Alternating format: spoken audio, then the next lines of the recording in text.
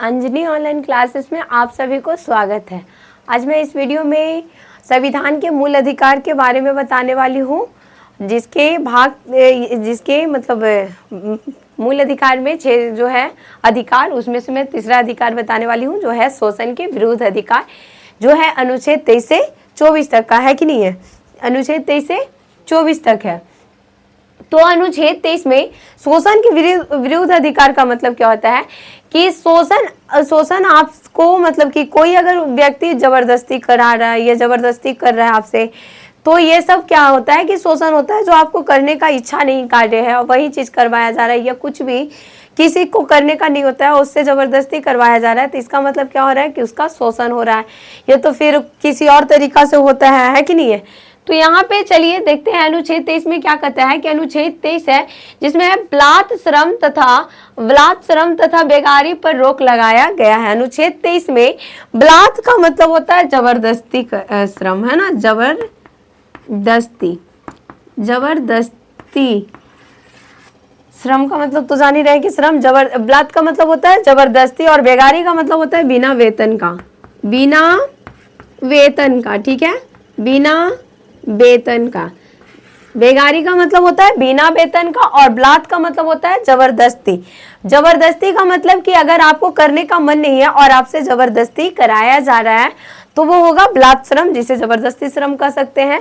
और बेगारी का मतलब होता है कि कोई व्यक्ति से कोई काम करवा लेते हैं, उसके बाद धुतकार करके या मतलब कि आप शब्द बोल करके उसको भगा देता है और उसका वेतन नहीं देता है, तो वो हो गया बिना वेतन का कार्य करवा लिया, है ना, श्रम करवा लिया।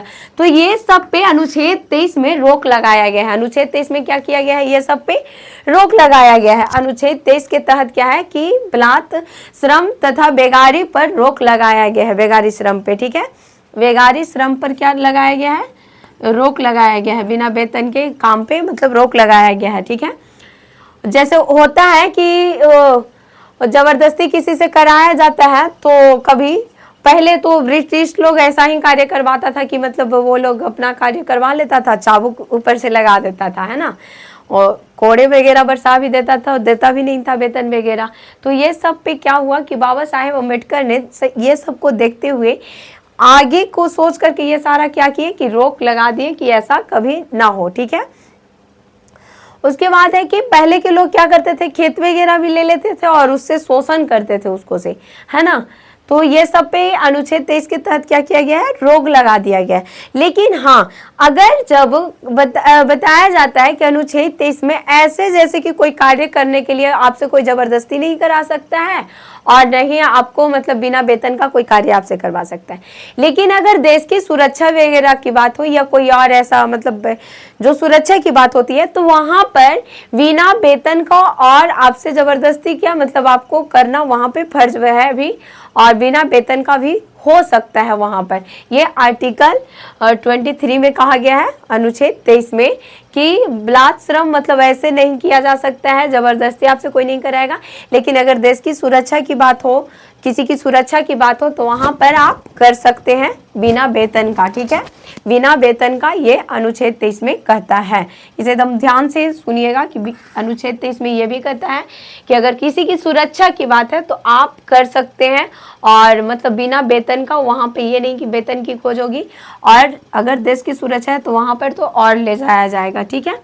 अनुच्छेद 24 में कहता है कि 14 वर्ष से कम उम्र के बच्चों से खतरनाक काम नहीं कराया जा सकता है। जो 14 वर्ष के से कम बच्चे होते हैं उम्र के, उनको खदान में, होटल वगैरह जो होता है जहाँ पे मतलब कि फैक्ट्री वगैरह जहाँ पे खतरनाक काम हो, तो वहां पे नहीं कराया जाता है। अनुच्छेद 24 में कहता है कि खतरनाक काम नहीं करवाया जाता है। जैसे खान वगैरह होता है तो वो सब में भी नहीं कराया जा सकता है, ठीक है।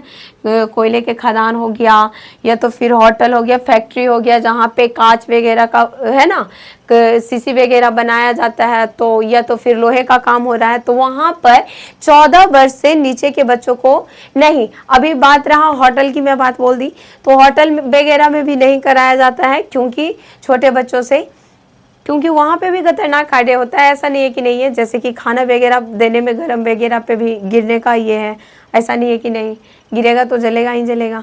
तो ये सारे चीज पे मतलब ऐसे रोक लगाया गया है जो खतरनाक काम हो। तो जो फैक्ट्री वगैरह में काम करने के लिए अगर गया तो लोहे का होता है बहुत, मतलब कि टेम्परेचर से कार्य भी कहीं कहीं पे होता है कि टेम्परेचर वाला होता है, लोहे गर्म करना, पिघलाना, ये सब भी। तो ये सारे मतलब कि जहाँ पे खतरनाक कार्य है वहाँ पे 14 वर्ष से नीचे वाले को बच्चों को नहीं, और ऐसे तो 14 से नीचे वाले को निःशुल्क शिक्षा की बात की गई है कि तब तक वो मतलब पढ़ते रहे, है कि नहीं है, 14 वर्ष तक। उसके बाद अगर यंग होता है थोड़ा तक कर सकता है, यंग के बाद अगर उसको करना भी है तो भी 18 वर्ष तक अगर जाएगा तो युवा वाला को भी खतरनाक कार्य से मना किया गया है। युवा को भी खतरनाक कार्य से मना किया गया है। जो 18 वर्ष तक है उसको भी अनुच्छेद 24 के तहत मना किया गया है। अनुच्छेद 24 के तहत कि 18 साल के बच्चों को भी, 18 साल तक जो 14 से 18 के बीच में आ जाते हैं, युवा होते हैं, उनको भी खतरनाक कार्य नहीं करना है। जैसे खान वगैरह भी बताएं, कोयला का खदान हो गया, या बहुत ऐसे होते हैं गिट्टी पत्थर का जहाँ पे गिरने उड़ने का भी डर होता है, तो वो सब जैसे हार्डली वगैरह काम होता है वहाँ पर ये सारा का सारा मतलब ऐसे 14 वर्ष से नीचे वाले को मना किया गया है। और उसके बाद है कि 14 से 18 के बीच वाले को भी मना किया गया है जो खान वगैरह का काम होता है। ठीक है, तो ये रहा अनुच्छेद 24 में। अनुच्छेद 24 में क्या कहता है कि 14 वर्ष से कम उम्र के बच्चों से खतरनाक काम नहीं कराया जा सकता है। अगर करवाया जाएगा, अगर मालिक पकड़ा जाएगा या गार्जियन लगवा रहा है तो वहाँ पर क्या होता है कि 20,000 की जुर्माना देनी पड़ती है। ठीक है, तो ये सब होता है। चलिए, जितना था उतना हो गया। स्टार्ट हो रहा है। तो ये समझ में आ गया कि यहाँ पे 23-24 में क्या कहता है। 23 में कहता है कि जबरदस्ती आपसे कोई काम नहीं करवा सकता और बिना वेतन का काम नहीं करवा सकता, लेकिन अगर सुरक्षा की बात रही तो वहाँ पे काम हो सकता है, करवाया जा सकता है बिना वेतन का। ठीक है, और ये रहा अनुच्छेद 24 में कि 14 वर्ष से कम उम्र के बच्चों से खतरनाक काम नहीं करवाया जा सकता है, और अगर उसे 14 के 18 के भी बीच में है तो उससे भी कोयले का खदान वगैरह या भारी भारी काम वगैरह नहीं करवाया जा सकता है, अनुच्छेद ये 24 में कहता है। तो आज मैं इतना ही रहने देती हूँ 23 से 24 तक। ठीक है, और इसे ध्यान से देख लीजिएगा। और चलिए, हो गया। बहुत बहुत धन्यवाद आप लोग को। गाना बचा